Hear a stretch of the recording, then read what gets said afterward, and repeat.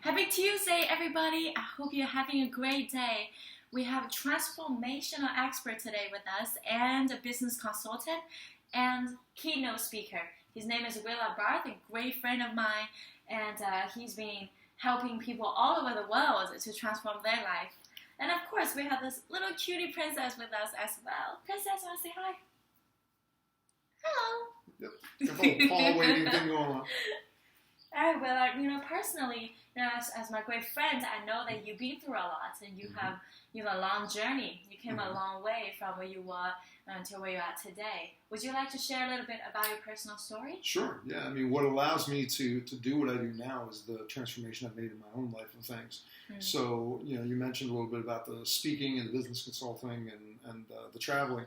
So that's not always what I thought I was going to be. The business consultant and the speaker actually started out, it was just most kids. First thing I wanted to be when I grew up was to be an airline pilot and then to be a truck driver, and then got into wanting to be a musician because I enjoyed singing. But at 8 years old, my life took quite a different trajectory because I lost my leg to cancer. Now, there were a lot of other things that were happening in my youth that I attached meaning to, but when I lost my leg, the meaning I attached was, I must be being punished for something, I must be bad, all these other things. So it put me on two different paths. One, I became this mega achiever, that anything that I thought that I couldn't do or people would tell me I couldn't do, I would have to go out and prove myself and them wrong. So I was the first licensed amputee motorcyclist in Pennsylvania, lettered in high school wrestling, lettered in high school football, and started my first business when I was 19 years old. Also was making a living as a musician from the time I was 15 years old. The inside, though, I was a basket case because, as you mentioned, this is about taking what could be your worst day and turning it into your best day. I attached the meaning that losing my leg was one of the worst things in my life and some of the other things that happened, and that affected the path I was on for many years. So at 13, I discovered alcohol and then later on drugs, and that became a major part of my story and my journey that I was on. So the same way I was overachieving in the success ways, I overachieved in the drugs and alcohol. So I was drinking and partying harder than anybody else, getting more DUIs, driving under the influence than anybody else, and ended up facing 5 years in jail. And I did 12 months between the ages of 22 and 23. I was in jails, halfway houses, rehabs. Ended up $250,000 in debt, homeless, all these different things. And at the age of 24, came to that spot of going, this isn't the way that I had perceived my life was going to turn out. And made the decision to work on repairing it, work on discovering why it was that I did what I was doing. And over that 26 years since then, the reason I've become the transformation expert is I transformed every area of my own life from being mentally, emotionally, spiritually, physically, financially destroyed to having completed a CD that was original music that I wrote, releasing it, having one of the tracks do well overseas. Love your CD. Thank you very much. Love the music. It's amazing. Thank you. Working in the music industry for a while, performing on Broadway with Les Paul close to 100 times, if not more. Then transforming that into working for one of the top peak performance coaches who we both know, but I'm not going to name drop. And then starting my own business as a consultant and a speaker. And I went from the place where 27 years ago, before I got on the journey of transformation, people wouldn't trust me with $20 because they knew I was going to go blow it on alcohol or drugs. And now I have CEOs of multinational companies coming to me asking for advice on how to take their businesses to the next level. Amazing. So it's been quite the journey, quite the transformation. Amazing, thank you. Well, today we're going to talk about how some of your worst days can actually be some of your best days. I know people who are watching this, Princess is so cute. I know people who are watching this, some of you might have a great day, like Princess did.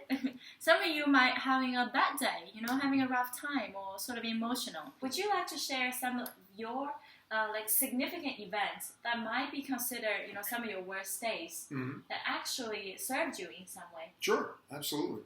And it's so true that it's the meaning that we attach to things. We choose in every moment what meaning we're going to attach to something. And most people don't think they have a choice, and that's the biggest distinction.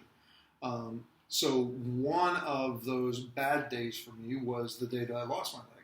It was 5 days before Christmas in 1973. Most kids are gearing up and expecting, Santa Claus and presents and family gatherings. And I woke up that morning with an itch on the lower part of my leg. And when I reached down to scratch it, there was no leg there. So, the mind doesn't know the difference whether the nerve endings end here or whether they end in the toes. It still sends those senses. So, I reached down to scratch it and had that aha moment, that wake up moment of going, okay, there isn't a miracle that's going to save me and change things. This is my reality now. And again, the meaning that I attached to it was, well, then I must be being punished for something. I must be bad. I must be all these other things. And that terrible day, one of what I consider to be my worst days, and I treated it as that for years, later on ended up becoming the catalyst for everything that I do now. So it was my choice on how long it would take for it to become the catalyst. I chose to stay stuck in that the non-serving meaning for 16 years before I finally made the choice to change it. So you have a choice on whether you can change it in the moment, later that day, later that week, or you can hold on to it and let it control you for the rest of your life. How amazing. How amazing.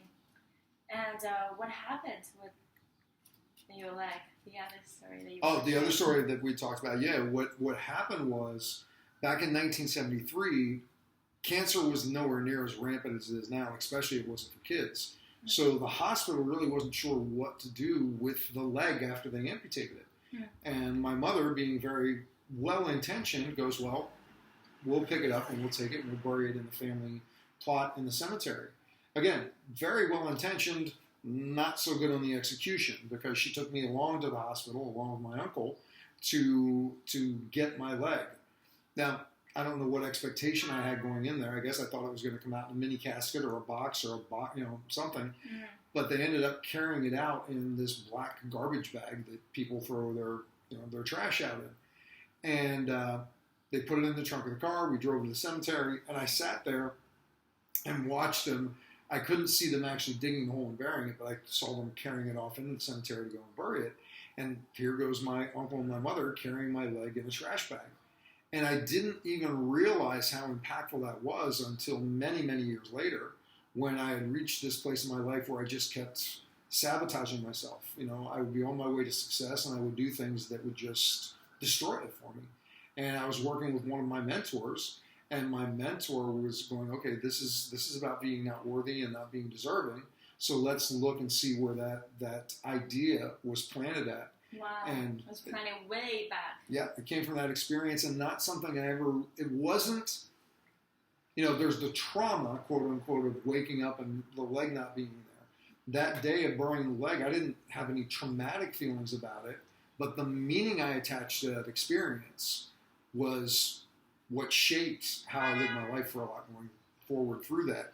And again, it still circles back around to that day still being one of my best days, because the awareness of it now allows me to help other people, because I believe most people struggle with feeling unworthy and undeserving, because as a society we're trained or we're conditioned to believe that we're not enough and we have to earn this, that, the other, whether it's respect, whether it's love, whether it's finances. We're taught that we've got to go out and meet a standard before we'll be rewarded with things. Right. And now having that as recognizing where a lot of my low self-worth and low self-esteem had come from, it just allows me to help people overcome and let them know there's nothing you can't overcome. What's up, princess? She wants some love. You are just a love puppy. Super cute. You're doing great, girl. I have a couple friends, and I'm sure I told them about you, and they did have a couple questions for you. And from the questions they're asking me, it's very just one question. I narrowed it down. Is that they have things they love to do, whether it's in the medical field, whether being a great cook, or whether running a business. They know what they love. Right. However, it's taking so much of their time that they don't have time to sleep. It seems that they're too busy to have time to have social life, because they gotta be there.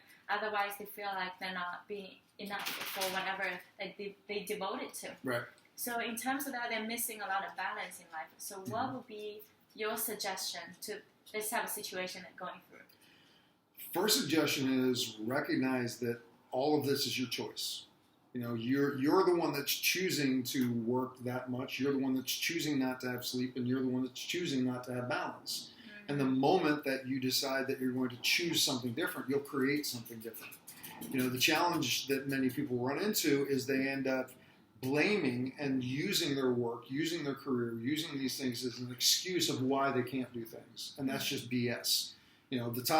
I actually took my mother to the hospital for special surgeries here in New York City, and the professor, the dean who teaches orthopedic knee replacement, that type of stuff, was her physician who worked on her.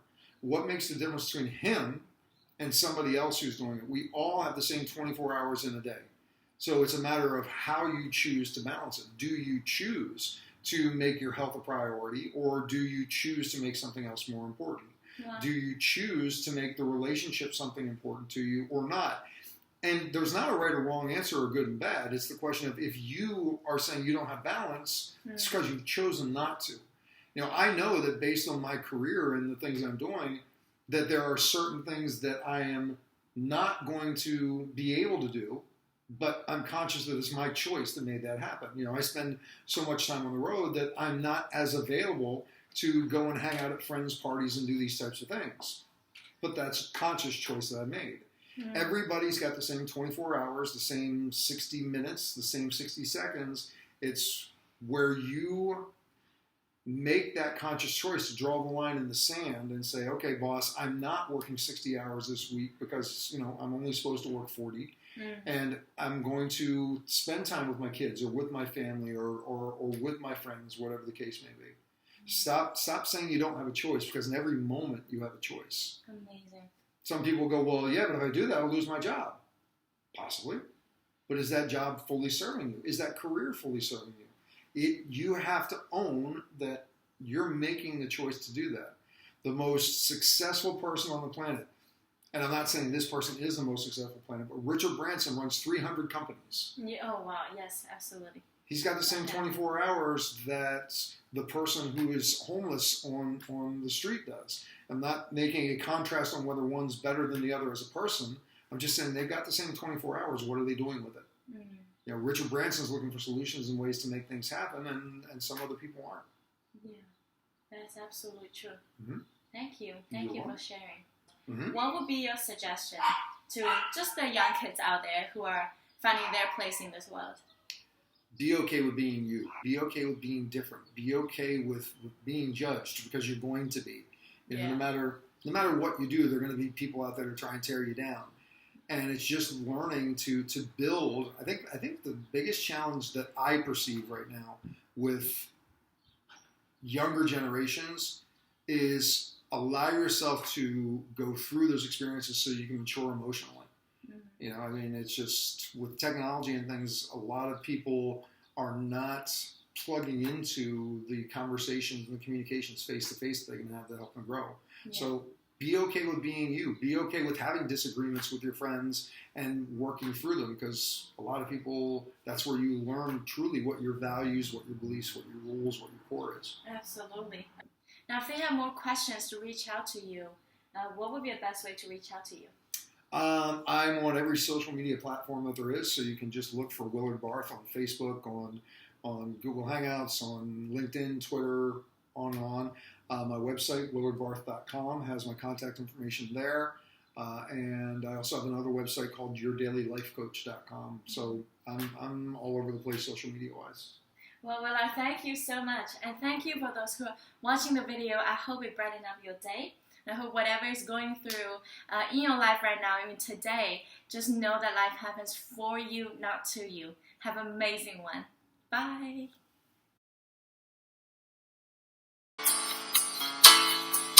Looking back, the years are made in silence, staring at the past that slipped away. Standing in the shadows, I watch the scenes around me. Is this my life or a dream of what could be? Happy Tuesday.